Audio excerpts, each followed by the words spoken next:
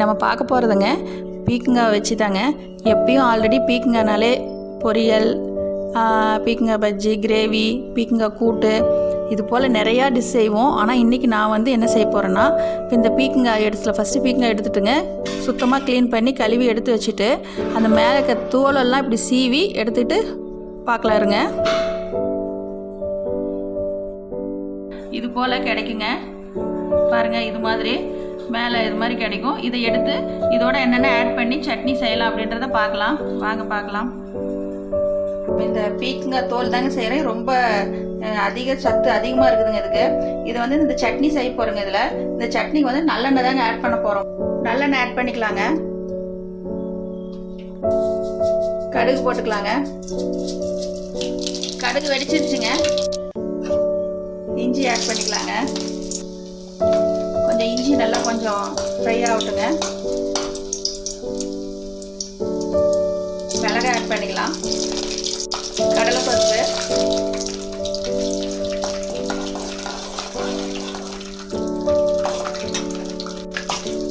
பூண்டு ஆட் பண்ணிக்கலாங்க.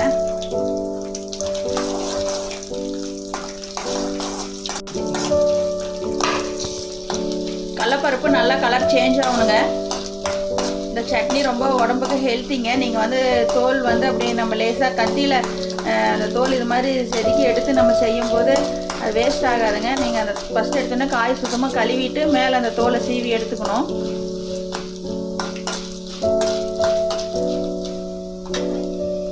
கருவேப்பிலை ஆட் பண்ணிக்கலாங்க.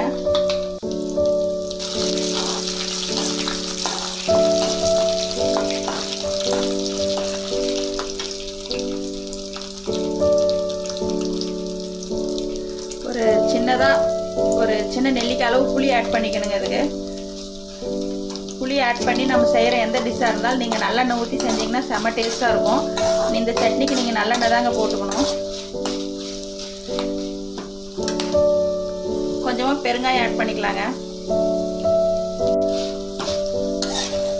பருப்பு கலர் சேஞ்ச் ஆயிடுச்சுங்க. இந்த ஸ்டேஜில் நம்ம சீவி வச்சுக்கிற இந்த பீக்கங்காயோட தோலை ஆட் பண்ணிக்கலாம். இது நல்லா நல்லெண்ணெயில் நல்லா வதங்கணுங்க.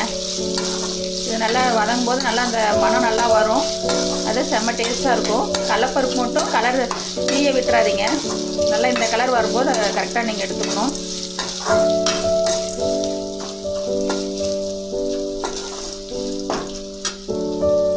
சும்மா ஒரு 2 சில்லு தேங்காய் அவ்வளோதாங்க ஆட் பண்ணணும்.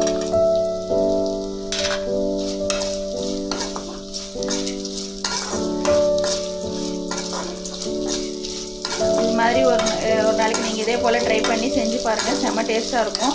பீக்கங்காவை அந்த மேலே இருக்கிற அந்த குறுப்பாக இருக்கும் இல்லைங்களா, அதை வந்து கத்தியில் அப்படியே லேசாக செதுக்கி எடுத்து இது போல் வதக்கி சட்னி ஆடினா செம்ம டேஸ்ட்டாக இருக்கும். இது இட்லி, தோசை, சாதம், சப்பாத்தி எல்லாத்துக்கும் சூப்பராக இருக்குங்க.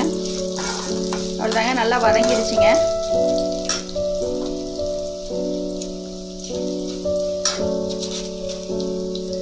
சட்னிக்கு தேவையான அளவு கல்லுப்பு ஆட் பண்ணிக்கலாம். அவ்வளோதாங்க, ஆட்டி எடுத்து வந்துடுறேங்க. அடுப்பு ஆஃப் பண்ணிடலாம். பாருங்க, டேஸ்டியான நம்ம பீக்கங்காய் அந்த மேலே இருக்கு இல்லைங்க அந்த தோல் சட்னி ரெடி பண்ணியாச்சுங்க. நீங்களும் இதே போல் செஞ்சு பாருங்கள். செம்ம டேஸ்ட்டாக இருக்குங்க. நீங்கள் செஞ்சு சாப்பிட்டு பார்த்துட்டு எங்களுக்கு கமெண்ட்ஸில் சொல்லுங்கள். ஓகே, பாய். நெக்ஸ்ட் வீடியோவில் பார்க்கலாம்.